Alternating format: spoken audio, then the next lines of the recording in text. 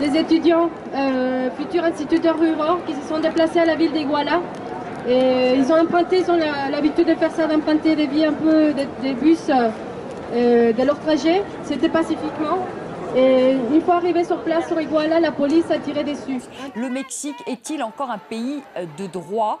Comment expliquer l'impuissance du gouvernement? Ces étudiants ont pour la plupart une vingtaine d'années. Ils sont issus du monde paysan et viennent tous d'une école normale située à une centaine de kilomètres de là. Les engagements qu'a pris le gouvernement fédéral aujourd'hui, en présence des parents des étudiants, nous croyons qu'ils ne sont pas suffisants. D'abord, le renforcement de l'état de droit, ce que vous avez dit. Et après, la Aujourd'hui, réduction... vous dites le Mexique n'est pas un état de droit? Le renforcement, j'ai dit. Mais moi, je vous pose la question, le Mexique est-il un état de droit? Ah oui, bien sûr. Mais il faut le renforcer. Moi, je dirais que le Mexique mais si est vous un le état permettez... de loi. Ce n'est pas un état de droit. Les lois existent, mais si vous le permettez... le problème, c'est de pouvoir les appliquer. Nous soutenons toutes les familles, celles qui ont perdu leurs enfants et celles qui ont toujours l'espoir de les voir vivants. Elles ne sont pas seules. Et nous sommes contre le gouverneur, contre le maire d'Iguala, contre notre président de la République. La prévention, la protection, la sanction et la réadaptation. Oui, mais tout ça, c'est des mots. Enfin, vous voyez, après, il faut appliquer tout ça. Pardonnez-moi, mais il faut appliquer tout ça après. Voilà, il faut prévention. Et ça fait 10 ans. Ça fait 10 ans. Bonjour à tous.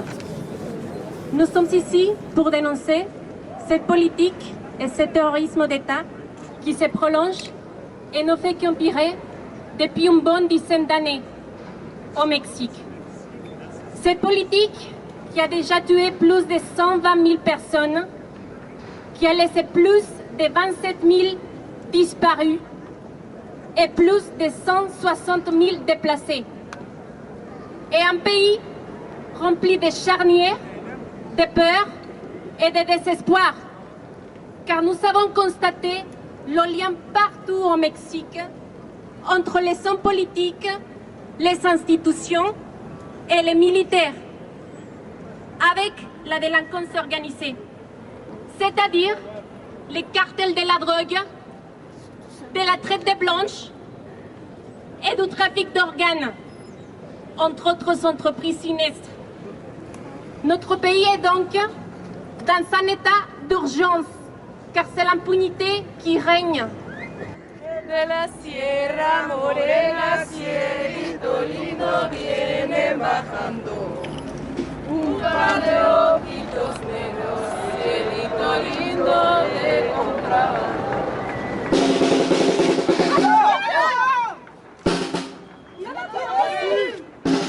¡C'est la police!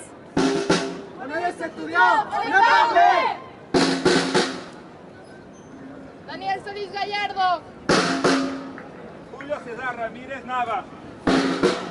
Julio César Mondragón. On a été abattus.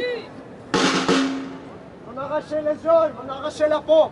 Je suis Marissa, sa femme. On m'a demandé si je voulais vraiment le voir. Et personne ne m'avait dit que je le trouverais ainsi. Mon seul crime était de conduire un bus. Moi, j'avais 14 ans. Je venais de jouer au foot. Je descendais d'un taxi. Attention! Ils nous ont embarqués. On a disparu. On est 43. On est où?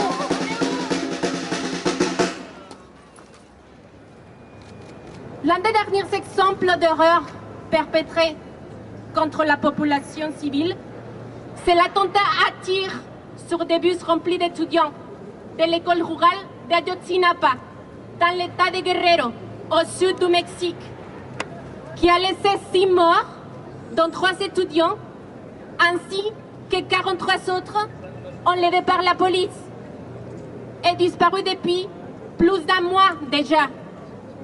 Alors que les manifestations dans tout le Mexique et aussi dans de nombreuses villes du monde ne cessent pas.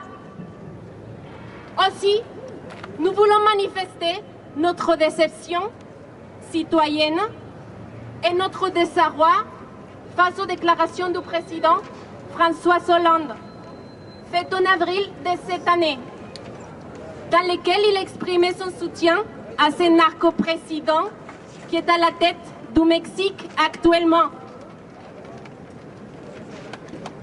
Il a dit littéralement que Peña Nieto pouvait compter sur la France, car ces réformes sont aussi les nôtres.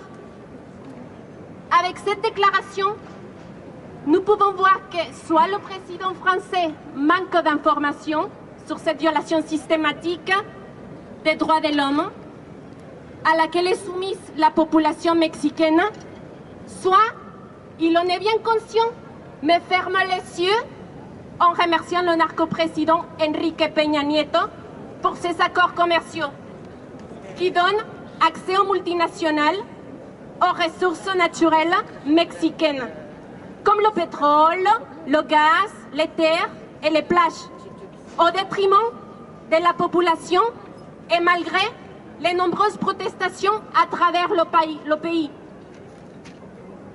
Soyez donc conscients de ça, peuple français. Et s'il vous plaît, aidez-nous à diffuser cette information pour que la France prenne une nouvelle position envers ce Mexique dévasté par ses autorités. Et pour nos jeunes étudiants d'Ayotzinapa, kidnappés par la police, par les narco-gouvernants mexicains, vivants ils les ont pris, et vivants nous les voulons.